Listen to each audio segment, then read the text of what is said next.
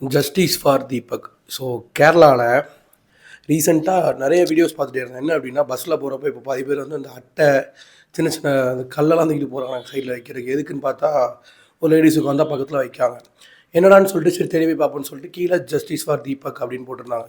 சரி உள்ளே போய் பார்த்தோம் அப்படின்னா நிறைய பேர் வீடியோஸ் போட்டிருக்காங்க. என்ன அப்படின்னு பார்த்தீங்க அப்படின்னா, இன்ஸ்டாகிராம் ரீல்ஸில் ட்ரெண்ட் ஆகணும் அப்படின்னு சொல்லிட்டு இவங்க வந்து ஆக்சுவலி யாரோ நம்மளை பஸ்ஸில் தெரியாமல் இடிக்கிறாங்கன்னா அது வந்து நிறைய பேர் ரீசெண்டாக ட்ரெயினில் பஸ்ஸில் இந்த மாதிரி என்னை இடிக்கிறாங்க, நான் உட்காந்துருக்கேன், என் பக்கத்தில் வந்து உட்காந்து என்னை இடிக்கிறாங்க அப்படின்ற போது வீடியோ எடுத்து நிறைய பேர் அங்கேயே அடித்து நிறைய பேட் வேர்ட்ஸ்லாம் யூஸ் பண்ணி அடித்து ஸோ அவங்கள பிடிச்சி கொடுத்தது.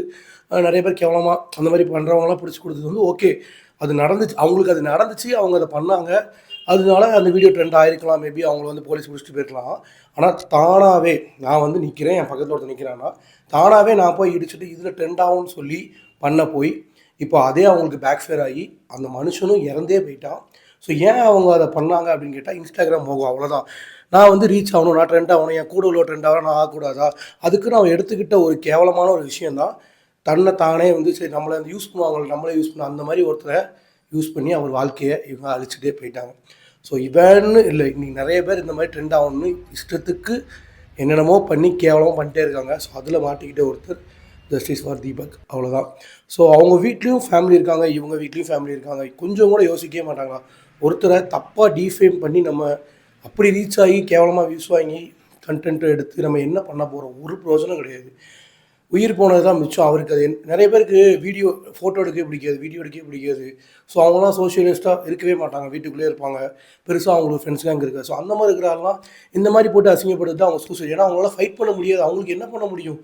தப்பே பண்ணலனாலும் அவங்களுக்கு என்ன இப்படி அசிங்கப்படுத்திட்டா, என்ன ஊர் ஃபுல்லாக இப்படி பண்ணிட்டாங்க, நியூஸில் ஒரு இதில் வரலாம், அவங்க ஃபேமிலி ஃபுல்லாக அஃபெக்ட் ஆகி ஒரு மனுஷன் இறந்து தான் போவான். யாராக இருந்தாலும் எல்லாருமே எல்லா விஷயத்தையும் தாங்கிட்டு ஃபைட் பண்ண முடியாதுல்ல. நிறைய பேர் கமெண்ட்ஸ்லேயும் பார்த்தேன், சில பேர் என்ன போடுறாங்கன்னா, அவர் ஃபைட் பண்ணியிருக்கலாம்ல, அவர் மேலே தான் தப்பு இல்லையே, அவர் இது பண்ணால தான் அப்படின்னு சொல்லிட்டு பாதி பேர் அப்படி போட்டோன்னே நிறைய பேர் இவங்களுக்கு தீபக் சப்போர்ட் போட்டோன்னா டக்குனோடனே அந்த வியூஸ் எல்லாம் அந்த கமெண்ட்லாம் அப்படியே மறந்துருச்சு.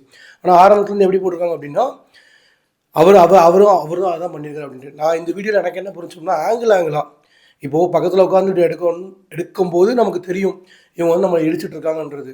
சில பேர் இப்போ இதே மாதிரி ட்ரெண்டிங்கில் இன்னொரு வீடியோவும் இன்னொன்று வைரல் ஆகிட்டு இருக்கு, ஒரு பிளாக் கலர் டிஷர்ட் போட்டு ஒரு பொண்ணு. ஸோ அவ்வளோ அதே மாதிரி தான், இவர் ரேண்டமாக உட்காந்துருக்காரு, கொஞ்சம் உடம்பு பெருசாக இருக்கனால பக்கத்தில் உட்காந்துருக்காரு.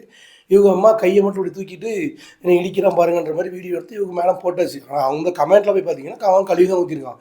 நீ கையை ஒழுங்காக வச்சுட்டு உட்காந்து அவருக்கு அங்கே இடிக்க போகிறாரு, நீ ஏன் கையை தூக்குற, நீ வேணும்னு தானே தூக்குற, அதனால தான் அவர் இடிக்கிறாரு அப்படின்ற மாதிரி போட்டோன்னே மேடம் வீடியோவும் அடுத்து ட்ரெண்டிங்கில் போயிட்டு இருக்க போகுது. ஸோ என்ன அப்படின்னா, நீங்களே உங்களை கேவலப்படுத்திக்காதீங்க, நீங்களே உங்களை அசிங்கப்படுத்திக்காதீங்க. ட்ரெண்ட் ஆகணும் கேவலமாகணும்னு சொல்லிட்டு சில வீடியோஸ் பார்த்தாலே தெரிஞ்சிடும், கேவலமாக பச்சையாக இவங்க தான் பண்ணுறாங்க அப்படின்னு சொல்லிட்டு. இப்படி பண்ணி ஒருத்தரை சாவடிக்கிறதுக்கு நீங்கள் செத்து கூட போகலாம், தப்பே கிடையாது. ஏன்னா இப்படி ஒரு ஈன பொழப்பு, இப்படி ஒரு கேவலமான பொழப்பு எதுக்கு நமக்கு? அப்படி ஃபேன்ஸ் நமக்கு வரணும், அப்படி நமக்கு இன்ஸ்டாகிராமில் லைக்ஸு வியூஸு எல்லாம் வரணும் அப்படின்னா அது நம்ம செத்து கூட போகலாம். இன்னொரு அப்பாவியை நம்ம வந்து தேவையில்லாமல் ஒரு விஷயத்தில் இழுத்து இது பண்ண வேணாம் அப்படின்றேன். நீங்கள் இன்ஸ்டா யூஸ் பண்ணுறீங்களா, உங்களை நீங்கள் ஏற்றி போடுங்க, உங்களை நீங்கள் என்ன வேணால் சொல்லிட்டு போங்க. உங்களால் யாரையுமே வந்து கஷ்டப்படுத்தி அவங்கள வந்து உயிர் போகிற அளவு இந்த மாதிரி கேவலமான விஷயத்த பண்ணாதீங்க. உங்கள் ஃப்ரெண்ட்ஸ் யாரும் இந்த மாதிரி பண்ண ட்ரை பண்ணால் கூட சிறுப்பகல்ட்டு அடித்து பண்ணாதடி அப்படின்னு சொல்லிட்டு நீங்கள் தான் இதை பண்ணியாகணும். பேரண்ட்ஸும் ரொம்ப சப்போர்ட் பண்ணாதீங்க. நிறைய பேர் இப்போது கேவலமாக பண்ணுறாங்க, கொஞ்சம் பாருங்கள் என்ன பண்ணுறாங்கன்னு பாருங்கள். ஏன்னா யார் இப்போ என்னென்ன பண்ணுறான்னு யாரும் பார்க்குறது இல்லாதனால என்னென்ன தப்புகள் நடக்க தான் செய்யுது. முடிஞ்ச வரைக்கும் இப்போ ஒரு உயிர் போயிடுச்சு, அவ்வளோதான். இதுக்கப்புறம் நடக்காமல் தடுக்க தான் முடியும். ஆனால் மென்ஸுக்கும் இப்போ வர வந்து செக்யூரிட்டி இல்லாத மாதிரி தான் எனக்கு ஒரு ஃபீல், அவ்வளோதான். பெருசாக நமக்கு இதுமாதிரி நடச்சான்னு கேட்டால் இல்லை, பட் போக போக அப்படி தான் இருக்குது. ஸோ முடிஞ்ச வரைக்கும் கேர்ஃபுல்லாக இருங்க, யாரும் இந்த மாதிரி பண்ணாதீங்க. ஆல்ரெடி ஒரு உயிர் போயிடுச்சு, அவ்வளோதான். திரும்பி வராமல் போகுது, வாய்ப்பே இல்லை.